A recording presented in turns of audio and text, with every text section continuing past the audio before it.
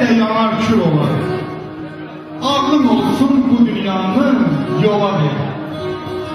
Şahın tənəzzülü quldan pis olar.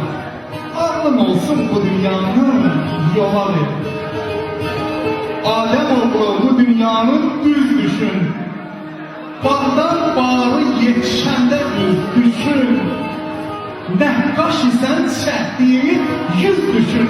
Ağlın olsun bu dünyanın yola ver.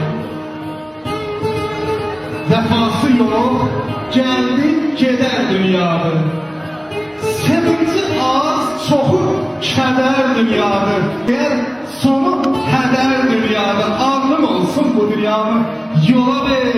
Ağlın olsun bu dünyanın yola ver. Ay Ruslan, valla həqiqətin lağa qoyub gülürlər, ki, yalan aya basıb yerilir. Nadanlar dünyaya məzəl olub, ariflər zindanına sürüyülür. Utanmır, çəkinmir, qorxmur, tələsmir. Nahaq qantıcan var, əlləri əsmir. Çöpü ağzı polad balta da kəsmir, dəmir öz-özünə çürüyülür. Bu səbəbdən külüm alıb Füzaya futbarının səbəbi var. Səbəbi var qəlbindəki ağrının.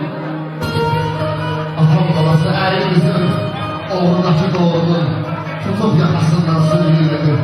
Bax, belə zamanda hamımıza etibarlı mürafiq edirik.